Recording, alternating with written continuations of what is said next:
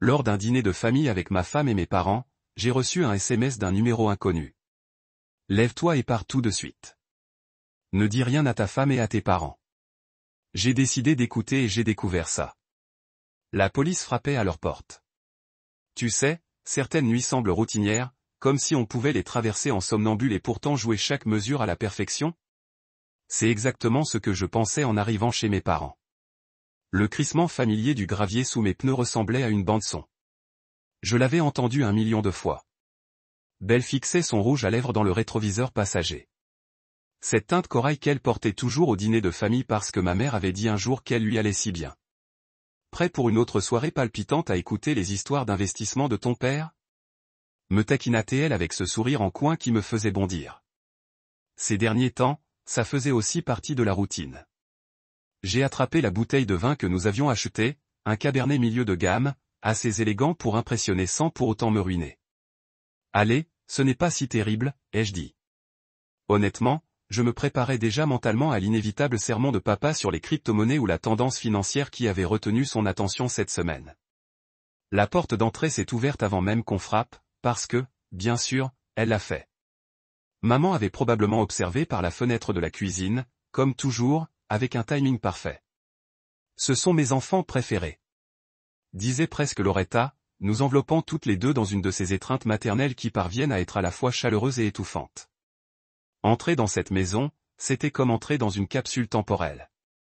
Même mur beige, même photo de famille disposée en rose parfait, même odeur de la bougie fantaisie que maman avait allumée dans le salon. Tout était exactement là où il était depuis 15 ans, jusqu'au petit plat en céramique sur la table basse, vide, mais qui semblait pourtant important. Papa est sorti de son bureau, probablement en train de terminer un appel professionnel ou de consulter son portfolio une dernière fois avant le dîner. Le timing parfait, a-t-il dit en redressant sa cravate, même si nous étions en train de dîner en famille sans prétention. C'était Marvin pour toi. Toujours habillé comme s'il pouvait avoir besoin de conclure une affaire à tout moment, même un mardi soir à la maison. Nous nous installâmes autour de cette table en bois poli, celle dont maman était si fière car elle provenait d'une vente immobilière dans le Connecticut. J'avais mangé à cette table probablement 1 millier de fois au fil des ans, des dîners d'anniversaire, des repas de fête, des visites dominicales improvisées quand Belle et moi, d'humeur familiale, voulions jouer les gentils fils et belles-filles. La conversation coulait comme toujours. Papa versait le vin avec la précision de quelqu'un qui a regardé trop de vidéos de samoyed sur YouTube.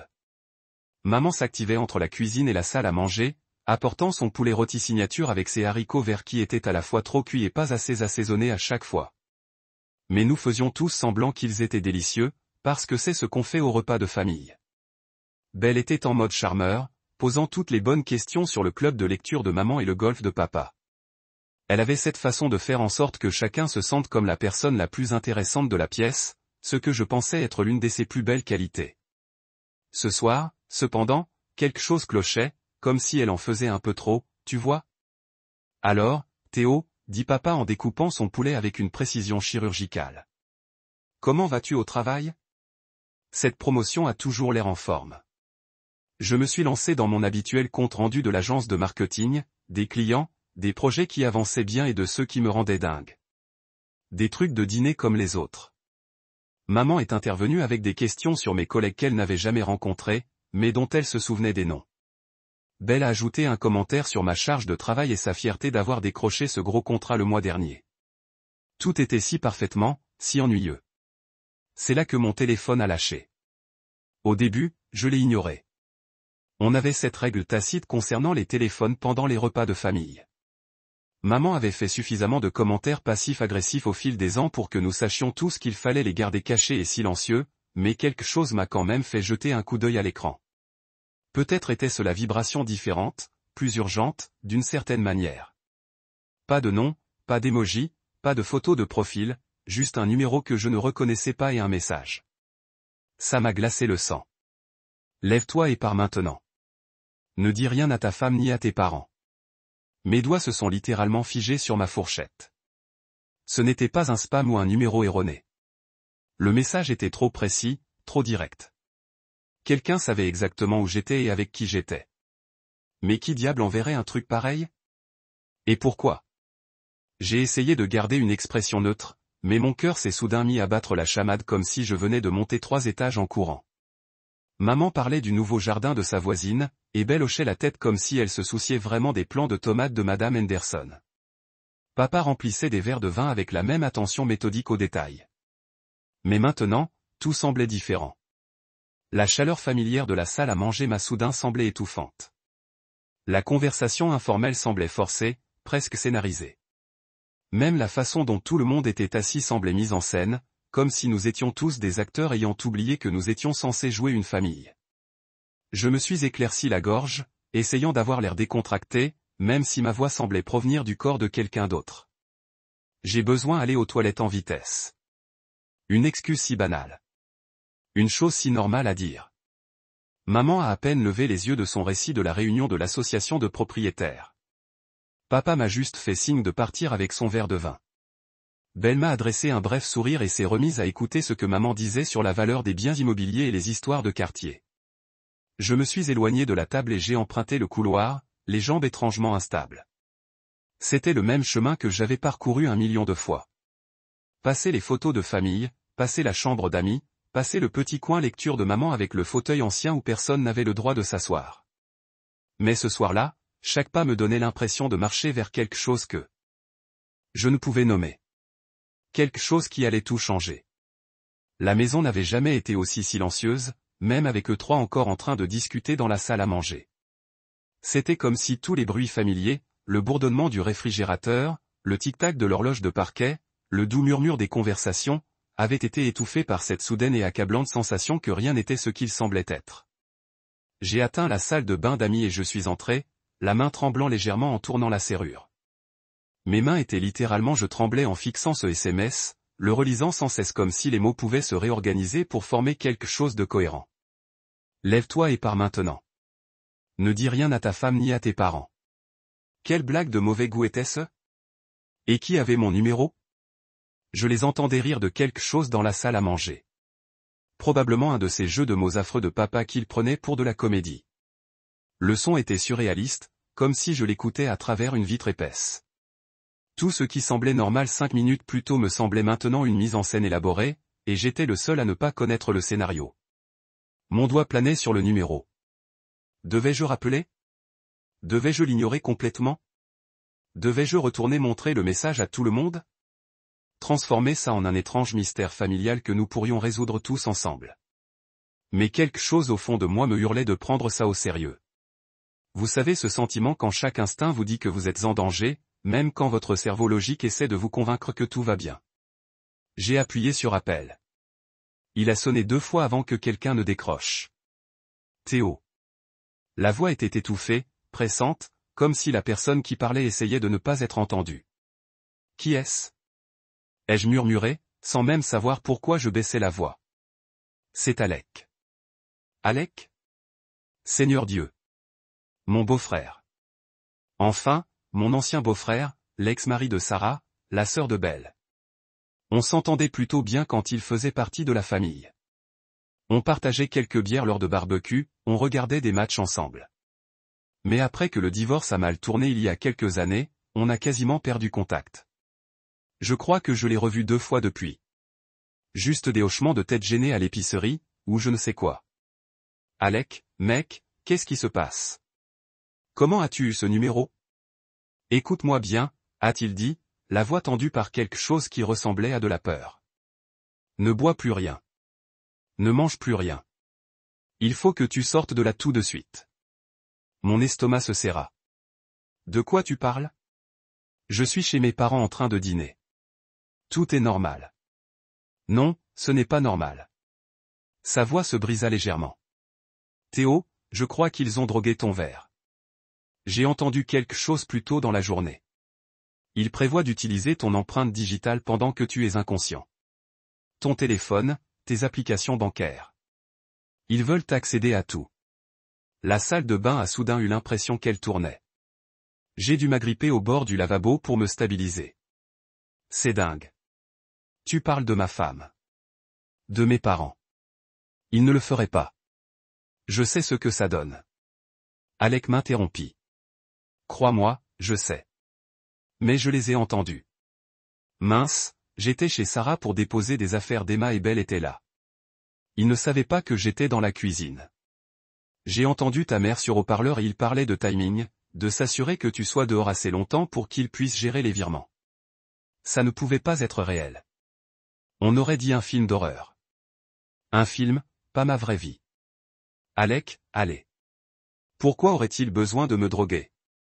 S'ils avaient besoin d'argent, ils n'auraient qu'à demander. On est de la même famille. C'est quand la dernière fois que tu as vérifié tes comptes, Théo? Sérieusement? Les vérifier? La question m'a fait l'effet d'une claque. C'était quand la dernière fois? J'étais tellement occupé avec le travail ces derniers temps, et Belle gérait la plupart des finances du ménage de toute façon. Elle était meilleure avec les chiffres, plus organisée. Je lui faisais entièrement confiance. Je lui fais confiance depuis des années. Ils sont dans le pétrin, mec. Continua Alec. Tes parents ont contracté un prêt qu'ils ne peuvent pas rembourser. Quelque chose à propos d'un mauvais investissement de ton père. Et Belle, elle a déplacé de l'argent. De petites sommes au début, mais ça a augmenté. Je me suis senti mal. En fait, physiquement nauséeux. Comment sais-tu tout ça? Parce que Sarah s'inquiète pour toi.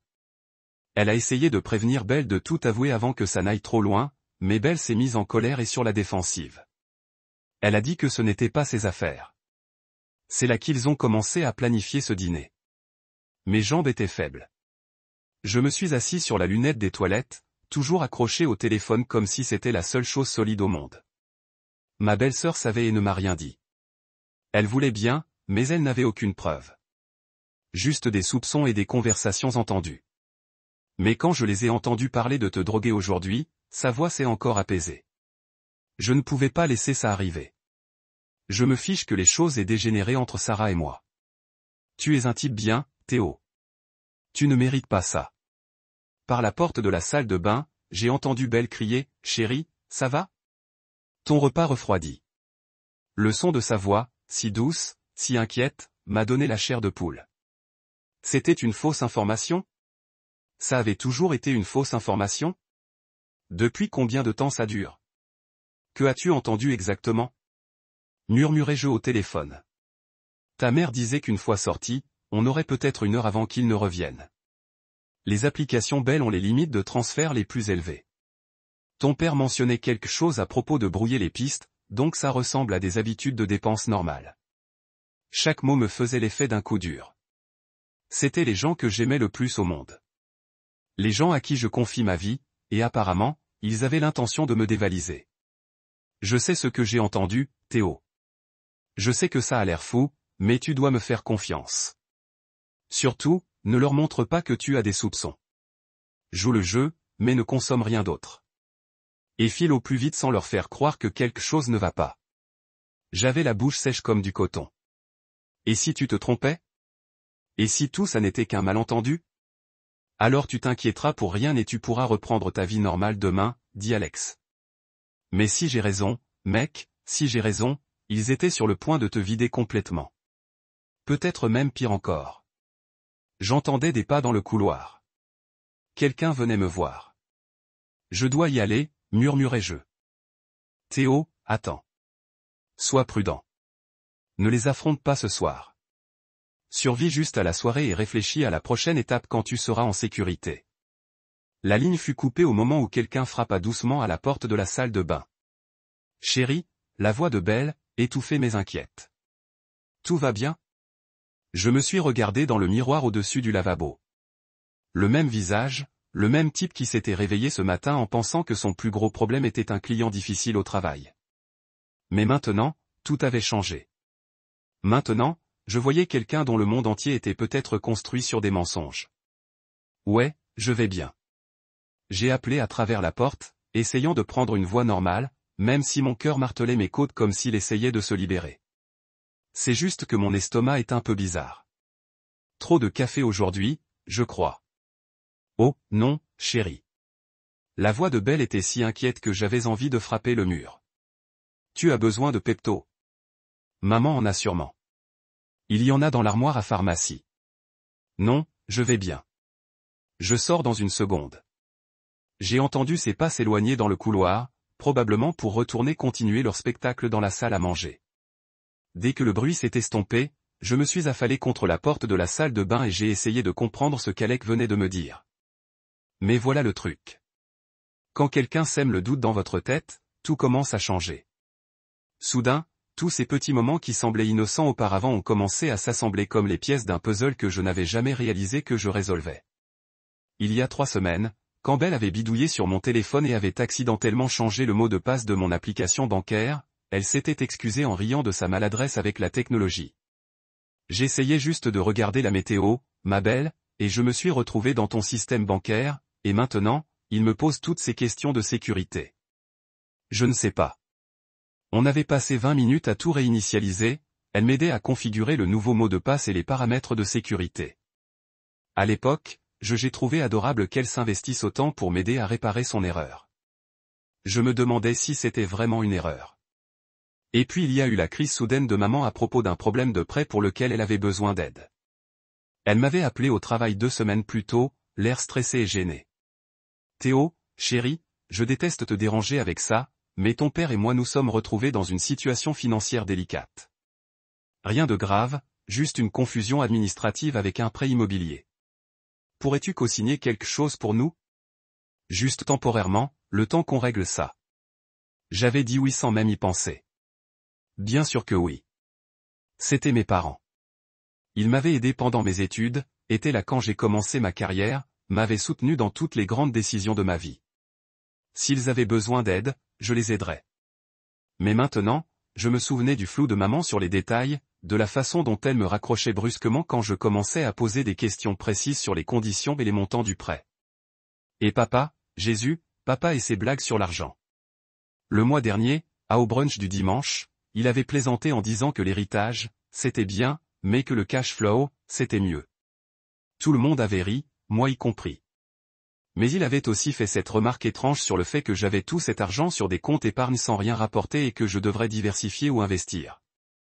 Quand je lui avais demandé ce qu'il voulait dire précisément, il avait balayé la question comme s'il s'agissait de conseils financiers généraux. Mais et si ce n'était pas des conseils généraux? Et s'il cherchait des informations sur mes avoirs et où je les gardais? Plus j'y pensais, plus ces moments en famille innocents ressemblaient à des missions de reconnaissance. Toutes ces questions désinvoltes sur mes primes, sur Cybèle et moi prévoyons de gros achats, sur notre retraite et nos stratégies d'investissement. J'avais toujours pensé qu'ils étaient juste des parents et des beaux-parents attentionnés et impliqués. Mon Dieu, j'étais tellement idiot. Je me suis aspergé le visage d'eau froide et j'ai essayé de me reprendre. Il fallait que je retourne sur le terrain et que je me comporte normalement. Quoi qu'il se passe vraiment, je ne pouvais pas leur laisser savoir que je savais, que je me doutais, ou qu'une partie de moi était. Je commençais à croire que les 3 personnes en qui j'avais le plus confiance avaient prévu de me droguer et de me voler mon argent. Quand je suis retourné dans la salle à manger, ils étaient tous exactement là où je les avais laissés. Maman remplissait les verres d'eau. Papa coupait son poulet en petits carrés précis, comme il le faisait toujours.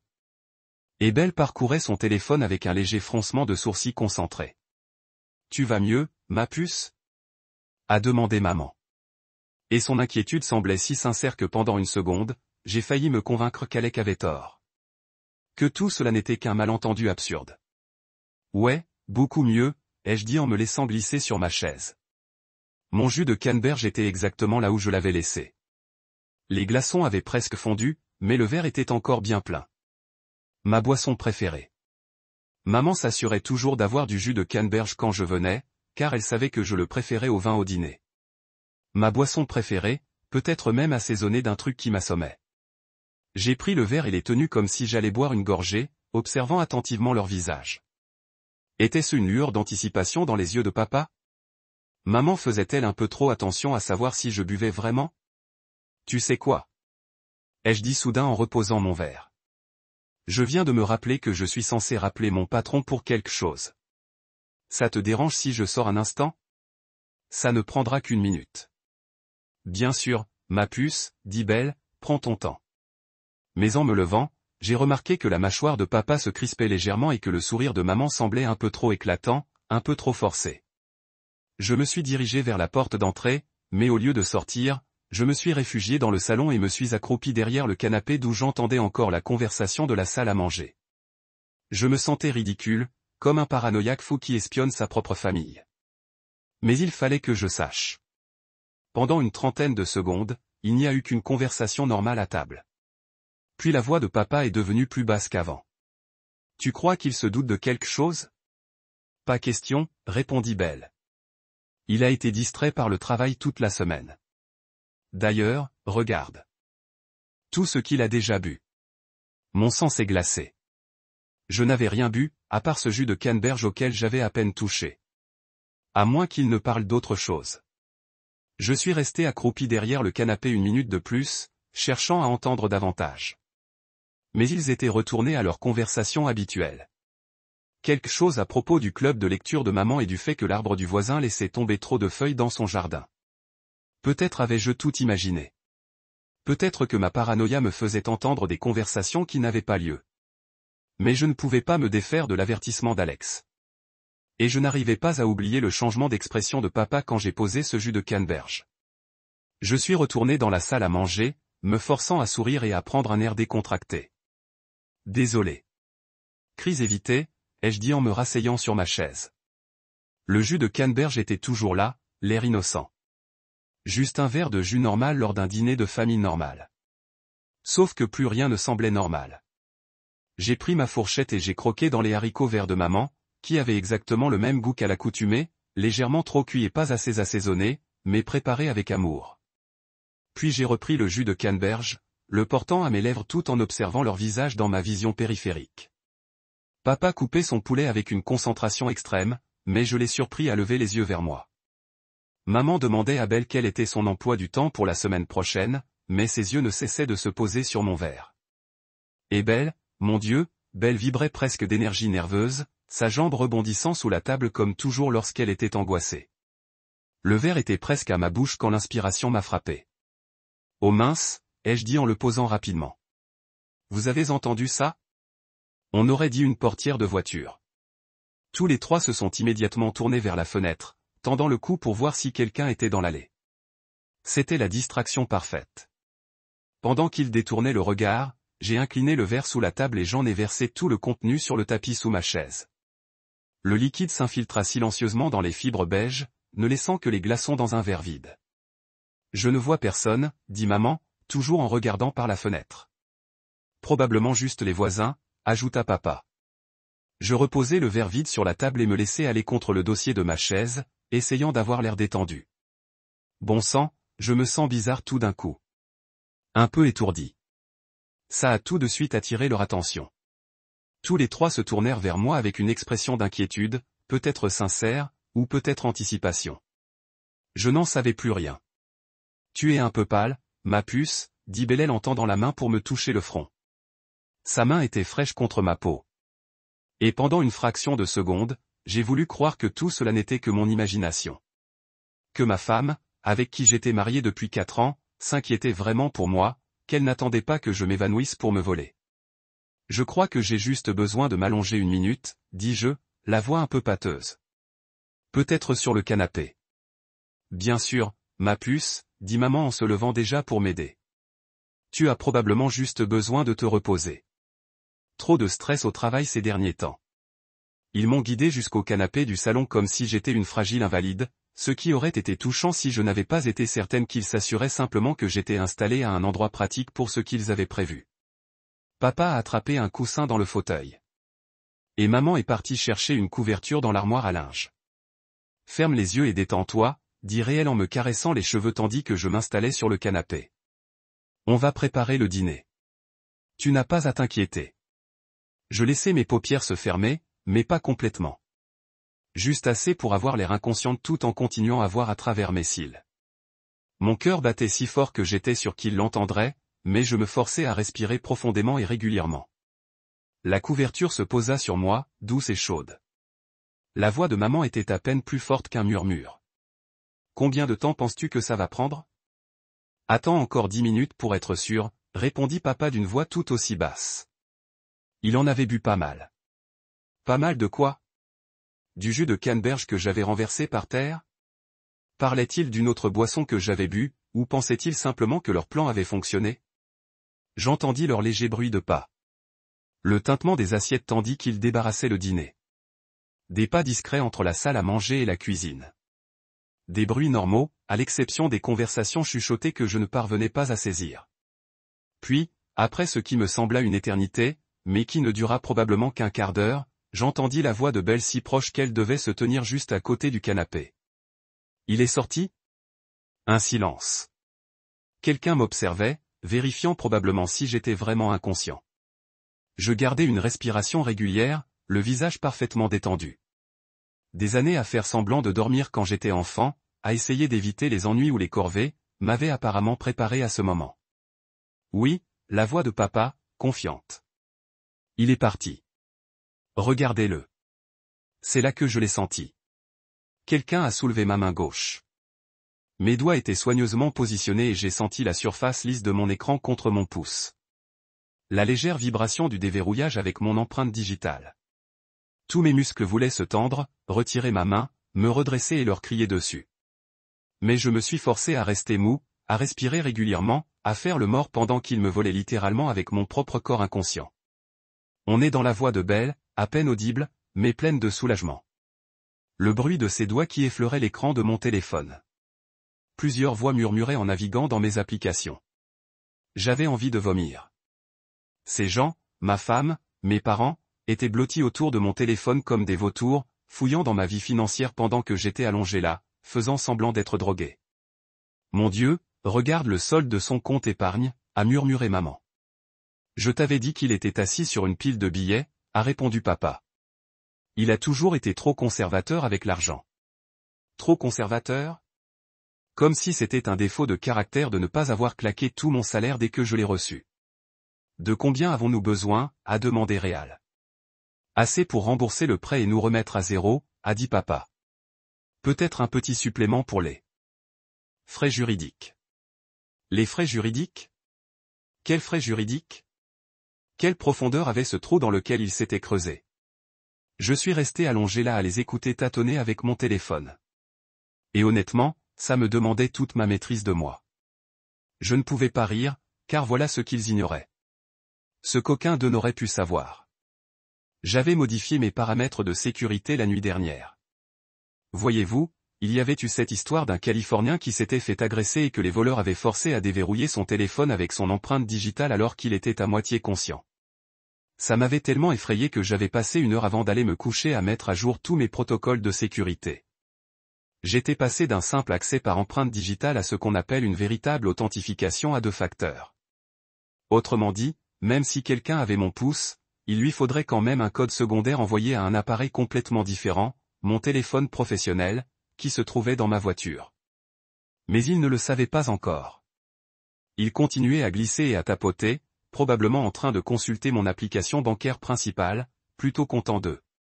J'entendais l'excitation dans leur voix chuchotée, comme des enfants le matin de Noël qui pensaient avoir déballé le cadeau de leur vie. Bon, je suis sur le compte principal, dit Belle, et je l'entendais presque sourire. Bon sang, Théo ne plaisantait pas quand il disait que les affaires allaient bien cette année. Sa façon désinvolte de prononcer mon nom comme si j'étais juste une cible qu'ils escroquaient. Pas son mari de 4 ans.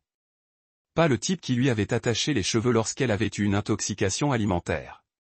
Pas le type qui avait fait 6 heures de route pour l'aider à installer sa grand-mère en résidence médicalisée. Juste Théo, le pigeon avec un compte en banque bien garni.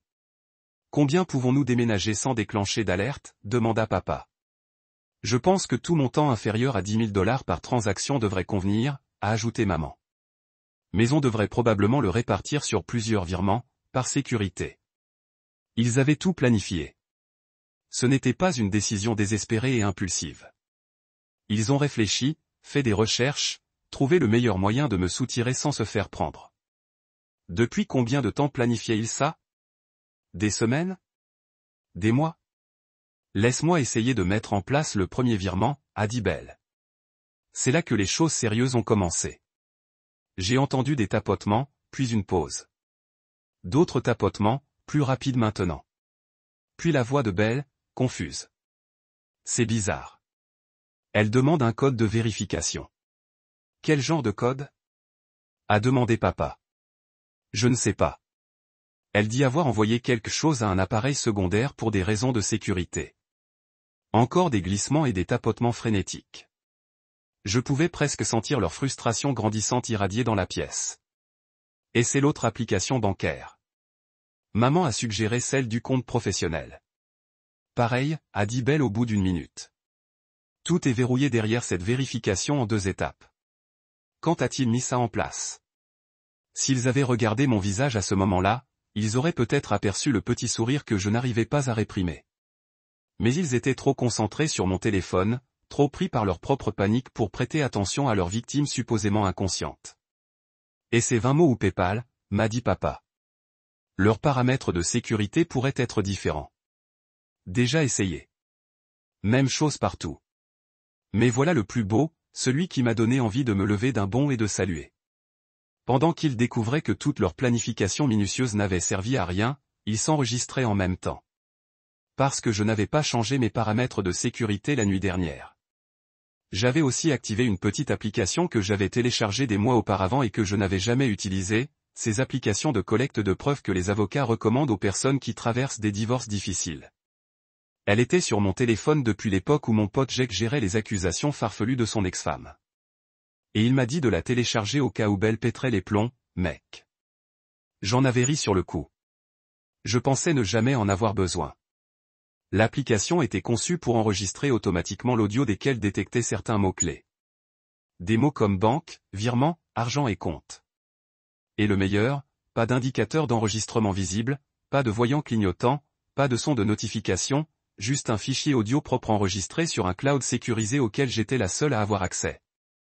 Chaque conversation chuchotée, chaque allusion anodine au nettoyage de mes comptes. Chaque instant où ils célébraient leur brillant plan. Tout était enregistré dans un fichier audio numérique d'une clarté cristalline. Ils ignoraient qu'ils créaient les preuves qui les détruiraient. Ça n'a pas de sens, disait Belle d'une voix de plus en plus tendue. Il n'a jamais mentionné de changer quoi que ce soit. Ces mots de passe sont généralement si simples. Et c'est son anniversaire, suggéra maman. Ou le tien. J'ai déjà tout essayé. Et même si je parvenais à deviner les bons codes, où enverrait-il les numéros de vérification? Je n'ai pas accès à son téléphone professionnel. Son téléphone professionnel, qui était enfermé dans ma voiture, dans l'allée. Enfin, hors de leur portée. Même s'ils découvraient le système de sécurité, ils devraient me dépasser pour récupérer l'appareil qui pourrait réellement mener à bien leur petite opération de vol. Combien de temps ces médicaments durent-ils habituellement? A demandé papa. Peut-être devrions-nous attendre qu'il soit plus profond et ensuite chercher son autre téléphone. Je ne sais pas, répondit maman. Internet indiquait entre 1 et 3 heures, en fonction de son poids et de la quantité d'alcool qu'il buvait. Internet. Ils avaient en fait des recherches à ce sujet en ligne, probablement en cherchant sur Google comment droguer quelqu'un et combien de temps mettent les somnifères pour agir, comme une bande de criminels amateurs planifiant leur premier braquage. L'idée aurait été hilarante si elle n'avait pas été si terrifiante. Eh bien, nous ne pouvons pas rester assis ici toute la nuit, dit Belle.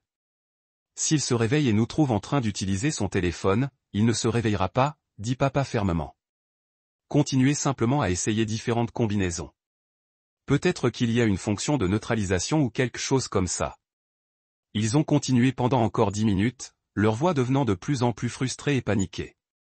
Je suis resté là à écouter ma famille s'effondrer en temps réel, regardant leur plan minutieux s'effondrer dans le chaos, pendant qu'ils créaient un enregistrement audio parfait de leur tentative de crime. C'était presque poétique, vraiment. Après ce qui semblait être une éternité à les écouter maudire sur mon téléphone et se disputer sur ce qu'il fallait faire ensuite, j'ai entendu les mots magiques que j'attendais. The phone back exactly where you found it. That was dad. HIS voice tight with frustration and defeat. We'll have to figure out another approach. Maybe when he's at work tomorrow, Belle can get into his home computer or something. Another approach. Jésus-Christ. They were already planning their next attempt to rob me. This wasn't a some one-time desperation move. This was just the first strategy in what was probably going to be a whole campaign of theft. I felt my phone being carefully placed back into my hand, my finger positioned to make on dirait que je tenais quand je me suis évanoui. Son poids était différent maintenant, comme s'il avait été contaminé par leur contact. Tout semblait contaminé. Combien de temps encore faut-il attendre avant de tenter de le réveiller? Maman a demandé. Donnez-lui encore 20 minutes, a dit Belle. Ensuite, je commencerai à paraître inquiet et je suggérerai que nous devrions le ramener à la maison. Agir inquiète pour son propre mari. Le mari qu'elle vient de passer la dernière heure à essayer de voler alors qu'il était inconscient. J'avais envie de vomir, mais je me suis forcé à continuer à respirer régulièrement pour maintenir la mascarade encore un peu plus longtemps. Ces 20 minutes se sont écoulées comme 20 heures. Je les ai écoutées nettoyer le reste du dîner. J'ai entendu le tintement silencieux de la vaisselle chargée dans le lave-vaisselle. Le doux murmure d'une conversation sur des choses tout à fait normales. Maman a mentionné que les Henderson d'en face étaient en train de refaire leur allée. Papa a évoqué la nécessité de planifier une mise au point pour sa voiture. Belle a parlé d'un nouveau restaurant qui avait ouvert ses portes au centre-ville et que nous devrions essayer un jour. Nous aimons qu'il y ait toujours une ouïe après ce soir. C'était surréaliste de les entendre se replonger dans l'or des personnages familiaux réguliers après ce qu'ils viennent de tenter. Comme s'ils pouvaient simplement compartimenter les tentatives de vol de la même manière que d'autres personnes compartimentaient le stress au travail ou les drames familiaux. Juste un autre élément sur la liste des choses à faire. Drogue Théo, vole son argent, nettoie le dîner, discute des projets du week-end. Enfin, la voix de Belle juste à côté de mon oreille. Théo, chérie, réveille-toi. J'ai laissé mes paupières s'ouvrir lentement comme si je sortais d'un sommeil très profond. Même. Que s'est-il passé? Tu t'es évanoui sur le canapé, chérie. Vous dormez depuis presque 1 heure. Sa main caressait mes cheveux et le contact me donnait la chair de poule, mais je me forçais à me pencher dessus pour jouer le rôle du mari groggy et confus. 1 heure. Je m'assis lentement, me frottant les yeux et essayant d'avoir l'air désorienté. Mec, j'ai l'impression d'avoir été heurté par un camion. Qu'avez-vous mis dans ce jus de canneberge? Le silence qui suivit cette question fut assourdissant. J'ai regardé leur visage. L'expression coupable de maman, le visage impassible de papa, le sourire nerveux de Belle et pendant une seconde, j'ai pensé qu'ils pourraient réellement avouer. Décomposez-vous et admettez ce qu'ils ont essayé de faire. Au lieu de cela, maman a ri. Oh, chérie, c'était juste du jus ordinaire. Tu as probablement travaillé trop dur ces derniers temps. Ton corps te disait de te reposer. Ouais, dis-je en m'étirant et en bâillant. Vous avez probablement raison. Je pense que je devrais rentrer à la maison et dormir un peu. C'est une bonne idée, dit papa un peu trop vite. Tu ne veux pas te forcer quand tu te sens épuisé. Je me suis levé, testant mon équilibre comme si j'étais encore un peu instable. Merci pour le dîner, les gars. C'est là que j'ai fait une pause, regardant leur visage en attente. C'était vraiment quelque chose. Les câlins d'adieu étaient le pire.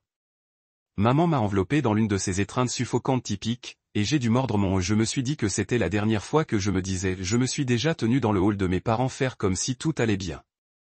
La dernière fois que j'ai dit au revoir à ma femme sans savoir qu'elle envisageait de me détruire financièrement. Alors que je me dirigeais vers ma voiture, je pouvais les sentir me regarder à travers la vitre avant. Probablement pour m'assurer que je suis bien parti, pour m'assurer que leur victime de drogue rentre chez elle en toute sécurité afin qu'il ne se doute de rien à son réveil demain matin, manquant une partie de ses économies. J'ai démarré le moteur et j'ai reculé hors de l'allée avec l'attention particulière de quelqu'un qui se sentait encore un peu étourdi. Je leur ai fait un petit signe pendant que je partais, comme je le faisais toujours. Mais dans ma tête, je ne lui disais pas au revoir. Je disais au revoir à la famille que je pensais avoir. Pour le mariage je pensais que c'était solide. À la vie que je vivais depuis 4 ans, construite sur ce que je réalisais maintenant être un fondement de mensonges et de manipulation. Dès que j'ai tourné le coin et hors de leur vue, je me suis arrêté et je suis resté assis dans ma voiture pendant 1 minute, les mains tremblantes sur le volant. Le poids de ce qui venait de se passer commençait à me frapper de tout son poids. Ces gens, les gens que j'aimais le plus au monde m'avaient drogué, avaient essayé de me voler alors que j'étais inconscient. J'avais prévu Dieu sait quels autres plans me voler.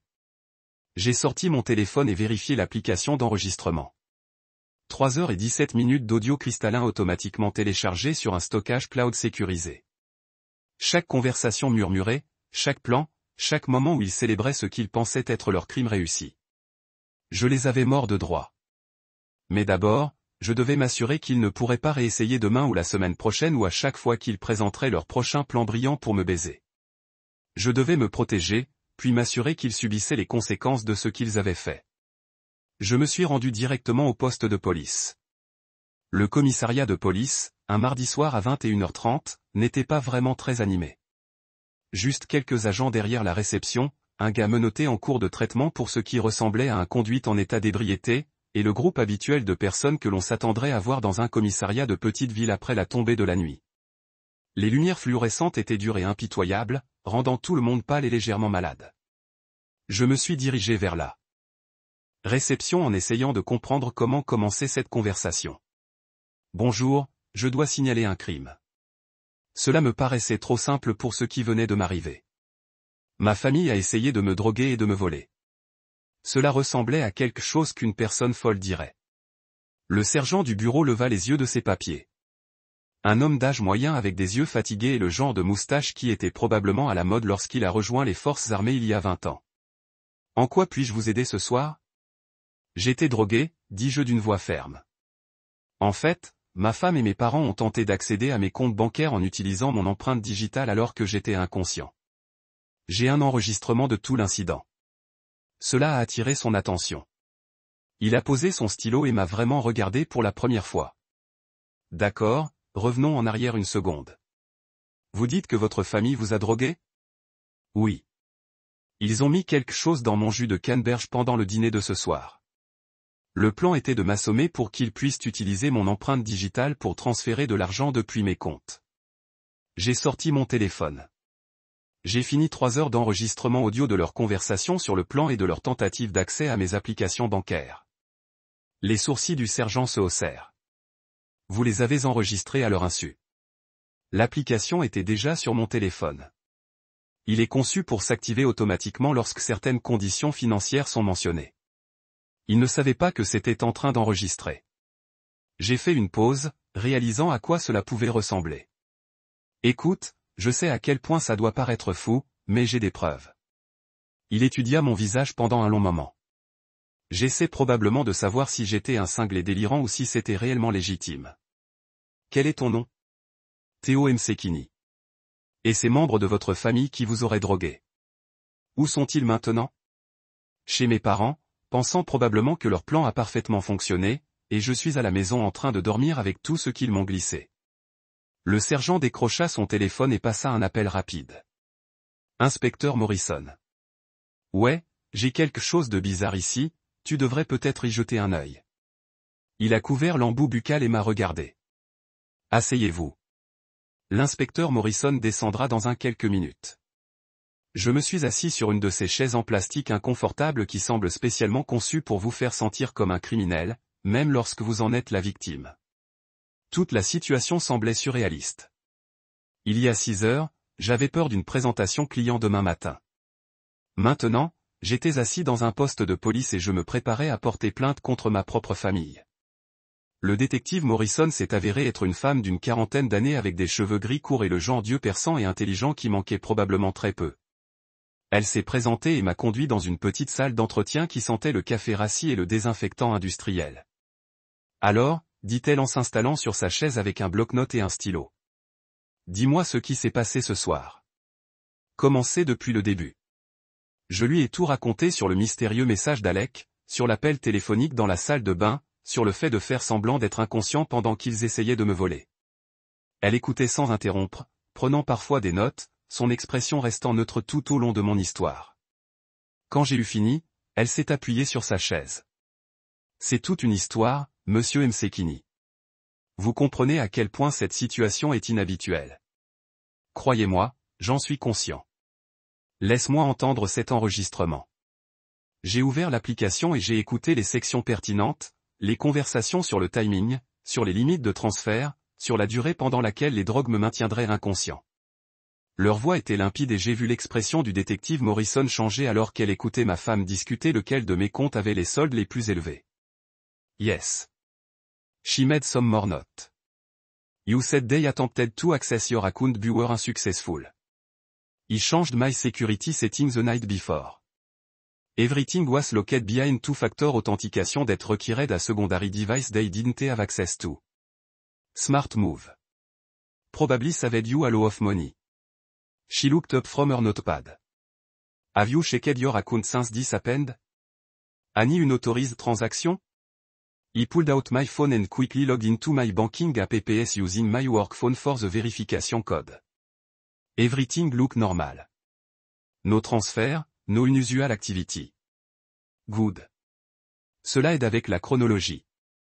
Vous avez mentionné qu'il vous avait donné quelque chose dans votre boisson. En avez-vous consommé? Non, je l'ai versé quand il ne regardait pas. Il n'y a donc aucune preuve physique de drogue dans votre système. Cela m'a arrêté net. Je n'avais pas pensé à cet angle. Non, probablement pas. Mais je les ai entendus parler de mettre quelque chose dans mon verre. C'est sur l'enregistrement. L'enregistrement est certes utile, mais les procureurs aiment disposer de plusieurs formes de preuves. Elle tapota son stylo contre le bloc-notes. Parle-moi de cette personne qui t'a prévenu, Alec. J'ai expliqué qu'Alec avait entendu la conversation de planification chez Sarah. Le détective Morrison a pris note de le contacter pour une déclaration. Monsieur McKenna, ce qu'ils ont fait est absolument qualifié de tentative de fraude, de complot et d'utilisation illégale d'informations d'identification personnelle. Le fait qu'ils aient essayé d'utiliser vos données biométriques alors que vous étiez incapable ne fait qu'empirer les choses. Elle ferma son bloc-notes. Mais je dois vous demander quels résultats recherchez-vous ici? Ce sont des accusations graves. Votre épouse et vos parents pourraient faire face à des conséquences juridiques importantes. La question m'a frappé plus fort que je ne m'y attendais. Qu'est-ce que je voulais? Justice? Une vengeance? Juste une protection contre de futures tentatives? Je veux qu'ils soient tenus responsables, dis-je finalement. Et je veux m'assurer qu'ils ne pourront plus jamais faire ça à moi ou à quelqu'un d'autre. Elle hocha la tête. Alors commençons par la paperasse. Le premier appel est arrivé à 6h47 h, 2 jours après que j'ai déposé le rapport de police. Je préparais du café dans ma cuisine en essayant de faire comme si c'était juste un mercredi matin normal quand mon téléphone a commencé à sonner avec la sonnerie de Bell. J'ai regardé l'écran pendant un long moment, regardant sa photo de contact, ce doux sourire de nos vacances dans le Maine l'été dernier, me flashait comme une blague cruelle. Je l'ai laissé aller à la messagerie vocale. Puis elle a appelé encore et encore. Au moment où j'avais fini ma première tasse de café, elle avait appelé cette fois et laissé 3 messages vocaux de plus en plus frénétiques. J'en ai finalement écouté un en m'habillant pour le travail. Théo, chérie, rappelle-moi s'il te plaît. La police était ici ce matin pour poser des questions sur les événements de lundi soir. Dîner. Je ne comprends pas ce qui se passe. Il y a eu une sorte de malentendu et je dois vous parler avant que cela ne devienne disproportionné. S'il te plaît, bébé, appelle-moi. La fausse confusion dans sa voix était presque impressionnante. Par exemple, elle ne comprenait vraiment pas pourquoi les flics pouvaient être intéressés par leur petit projet de dîner. Mais il y avait autre chose derrière cette confusion. Panique. Une véritable panique à peine maîtrisée. Mes parents ont commencé à appeler vers l'heure du déjeuner. Maman d'abord, bien sûr, car elle a toujours pris au sérieux les drames familiaux. Sa messagerie vocale était un chef-d'œuvre de culpabilité et de manipulation. Théo, chérie, je ne sais pas ce que tu penses qu'il s'est passé lundi, mais tu fais une terrible erreur. Nous sommes votre famille. Comment peux-tu croire que nous pourrions te faire du mal? Cela va détruire tout ce que nous avons construit ensemble. S'il vous plaît, rappelez-moi afin que nous puissions résoudre ce problème comme des adultes. L'approche de papa était plus directe, plus menaçante. Fils, je ne sais pas à quel jeu tu penses jouer, mais tu dois appeler ces flics tout de suite. Tu es sur le point de faire exploser toute votre vie à cause d'un malentendu. Pensez à ce que vous faites ici. Pensez aux conséquences. Les conséquences. Comme si c'était moi qui avais fait quelque chose de mal. J'ai sauvegardé tous les messages vocaux. L'inspecteur Morrison m'avait dit qu'il pourrait être utile comme preuve de subornation ou d'intimidation de témoins. Tout ce qu'ils ont dit n'a fait que creuser leur trou plus profondément. Jeudi, le ton de leur message avait complètement changé. La voix de Belle était crue par les larmes. Théo, s'il te plaît. Nous avons fait une erreur, d'accord? Ce n'était pas censé se passer comme ça.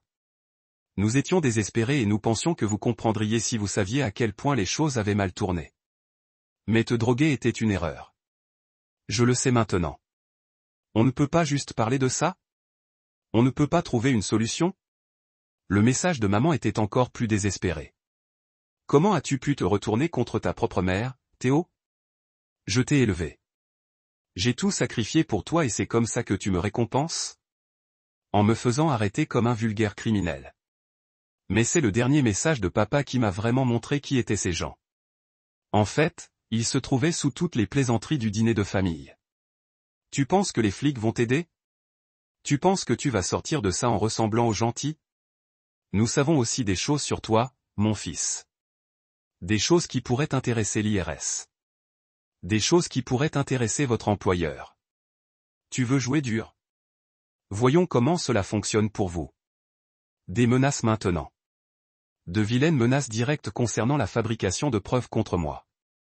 Ceci de la part de l'homme qui m'avait appris à faire du vélo, qui m'avait aidé à faire mes devoirs, qui m'avait accompagné lors de mon premier entretien d'embauche. Maintenant, il menaçait de détruire ma carrière et de me faire auditer par le gouvernement fédéral parce que j'avais eu l'audace de dénoncer leurs crimes. C'est à ce moment-là que j'ai su que j'avais fait le bon choix. J'ai appelé le détective Morrison et lui ai parlé de l'escalade des messages. Nous ajouterons le harcèlement et l'intimidation aux accusations, a-t-elle déclaré. Continuez à sauvegarder tout ce qu'il vous envoie. Ne répondez à rien de tout cela. Donc, je n'ai pas répondu. J'ai bloqué leur numéro sur mon téléphone personnel, mais à garder un appareil distinct actif pour recueillir des preuves. J'ai changé mes serrures et activé le système de sécurité que j'avais été trop paresseux pour installer auparavant. J'ai transféré de l'argent vers des comptes dont ils n'avaient jamais entendu parler et j'ai changé tous les mots de passe qu'ils connaissaient. Plus important encore, j'ai appelé un avocat spécialisé en divorce. Janet Kowalski a été fortement recommandée pour gérer des séparations hautement conflictuelles impliquant des délits financiers. Ses frais de consultation étaient élevés, mais cela valait chaque centime lorsqu'elle m'a dit que Belle ferait probablement face à des accusations criminelles et à sa responsabilité civile, ce qui rendrait la procédure de divorce beaucoup plus simple. Documentez tout, a-t-elle conseillé. Gardez une trace de chaque tentative de contact, de chaque menace, de chaque manipulation. Ce n'est pas seulement la fin d'un mariage. Il s'agit d'une preuve d'un complot criminel impliquant votre conjoint. Un complot criminel impliquant mon conjoint. C'était ma vie maintenant. Le jour où ils ont conclu leur accord de plaidoyer, je n'étais même pas dans la salle d'audience. Le détective Morrison m'a appelé alors que je déjeunais dans une sandwicherie près de mon bureau, me faisant savoir que tout était fini. Pas de procès, dit-elle. Ils ont accepté le marché, plaidant coupable complot en vue de commettre une fraude, tentative d'usurpation d'identité et utilisation illégale d'informations d'identification personnelle. Je me suis assis là, tenant mon club de dinde, essayant de traiter les mots. Qu'est-ce que ça veut dire exactement? 2 ans de probation chacun, 500 heures de travaux d'intérêt général, restitution de vos frais juridiques et une ordonnance permanente d'interdiction de contact. De plus, ils auront des condamnations pour crimes dans leur dossier. Condamnation pour crime. Ma femme et mes parents étaient désormais des criminels reconnus coupables. Les gens qui m'avaient élevé, qui avaient assisté à mon mariage, à qui j'avais fait confiance pour tout. Ils étaient des criminels aux yeux de la loi. Pas de prison? Ai-je demandé. Première infraction, accusé coopératif. Aucune perte financière réelle puisqu'ils n'ont jamais réussi à transférer d'argent. Le procureur a estimé que la probation était appropriée. Elle fit une pause. Ils ont également dû confisquer les preuves. Cet enregistrement audio, il fera partie de leur dossier permanent. Ainsi, quelque part dans un classeur du palais de justice, il y avait maintenant un rapport officiel de ma mère discutant de la meilleure façon de droguer son propre fils. Cela semblait surréaliste d'une manière que je ne pouvais pas vraiment envelopper ma tête. La suite n'a pas été dramatique. Il n'y a pas eu de grande scène de confrontation, pas de réconciliation familiale en larmes, pas de moment où ils se sont effondrés et ont demandé pardon. Juste. Le silence, comme s'ils avaient été effacés de ma vie avec toute la fanfare de la suppression des anciens emails. Mon cousin Rory m'a appelé environ un mois plus tard pour me donner des nouvelles que je n'avais pas demandées mais que je n'ai pas pu m'empêcher d'écouter. Belle a perdu son emploi. Il a dit quelque chose à propos de la vérification de ses antécédents financiers qui a abouti à la condamnation pour crime. Elle travaille dans un magasin de vente au détail et gagne désormais environ un tiers de ce qu'elle gagnait avant. J'ai ressenti une étincelle de quelque chose qui aurait pu être de la sympathie, mais elle est passée rapidement. Elle avait choisi sa voie en choisissant de me droguer et de voler mon argent. Et tes parents ont dû vendre la maison, a poursuivi Rory. Les frais juridiques, et en plus, Ils n'ont pas pu payer l'hypothèque après que ton père ait été licencié du cabinet de conseil. Il loue maintenant un petit appartement à l'autre bout de la ville. La maison dans laquelle j'avais grandi, où j'avais dîné 1000 fois à cette table en bois ciré, où je célébrais chaque anniversaire et chaque fête depuis 32 ans. Vendus pour payer des avocats qui ne pouvaient pas les empêcher d'être condamnés au criminel. Comment vont-ils? J'ai demandé, ne sachant pas pourquoi je m'en souciais, mais incapable de m'empêcher de demander. Ils sont différents, dit prudemment Rory. Cassés, je suppose. Comme si quelque chose de fondamental leur avait été retiré. Ta mère ne parle presque plus. Votre père regarde la télévision la plupart du temps. Belle, il s'est tu. Et Belle? Elle n'arrête pas de demander aux gens s'ils ont de vos nouvelles. N'arrête pas de dire qu'elle veut juste s'excuser pour s'expliquer. Mais personne ne sait où vous avez déménagé et elle ne peut pas vous contacter directement en raison de l'ordonnance d'éloignement. J'avais emménagé dans un appartement à l'autre bout de la ville 3 semaines après avoir demandé le divorce. Propre, moderne, aucun souvenir attaché à quoi que ce soit. Le divorce a été finalisé rapidement une fois que l'avocat de Belle a réalisé qu'elle n'avait aucun moyen de pression. Vous ne pouvez pas exactement réclamer une pension alimentaire lorsque vous êtes un criminel reconnu coupable qui a tenté de voler votre conjoint. Ils pensaient tous que tu finirais par revenir, dit Rory. Je pense qu'ils ont pensé à la famille, c'était une famille, vous savez, qu'on leur pardonnerait après un certain temps et que les choses reviendraient à la normale, mais c'est quelque chose qu'ils n'ont jamais compris. Il n'y avait pas de retour à la normale. Normal était un mensonge fondé sur leur capacité à cacher qui ils étaient réellement. Une fois que j'ai vu derrière les masques, une fois que j'ai su de quoi ils étaient capables, personne ne l'a vu. Peut-être que je devrais me sentir mal pour eux, dis-je à Rory. Peut-être devrais-je me sentir coupable que leur vie ait été détruite. Et vous? J'y ai réfléchi une minute. Non, vraiment pas. Et je ne l'ai pas fait. Ils avaient fait leur choix ce lundi soir lorsqu'ils avaient décidé de me droguer et de voler mon argent. Tout ce qui s'est passé par la suite n'était que des conséquences. 6 mois plus tard, je suis assis dans mon salon un samedi matin en train de boire un café que j'ai acheté avec de l'argent qui m'appartient. Et je ne me souviens pas de la dernière fois où je me suis senti aussi paisible. L'appartement est calme de la meilleure façon possible. Aucune conversation forcée au petit déjeuner. Pas de culpabilité déguisée en inquiétude. Pas étonnant que la personne qui dort à côté de moi complote pour me voler aveugle. Juste du silence, de l'espace et le genre de calme qui vient du fait de savoir exactement où vous en êtes avec tout le monde dans votre vie, ce qui en ce moment n'est pratiquement nulle part. Et honnêtement, cela me convient parfaitement. Je pensais qu'être seul me semblerait vide, comme si j'avais perdu quelque chose d'essentiel. Pendant des années, je me suis défini à travers mes relations. Le fils de quelqu'un, le mari de quelqu'un, faisant partie d'une cellule familiale qui semblait normale de l'extérieur. Je pensais que couper ces liens me laisserait à la dérive, comme un bateau sans ancre. Au lieu de cela, j'ai l'impression d'avoir enfin appris à respirer sous l'eau. Mon compte bancaire est à moi. Mon téléphone est à moi. Mes décisions m'appartiennent. Personne ne demande de prêt, de faveur ou d'accès à des choses qui m'appartiennent. Personne ne fait semblant de m'aimer tout en prévoyant de me détruire financièrement. C'est juste moi qui fais mes propres choix, qui vis ma propre vie. Parfois, je me demande ce qui se serait passé si j'avais réellement bu ce jus de canneberge.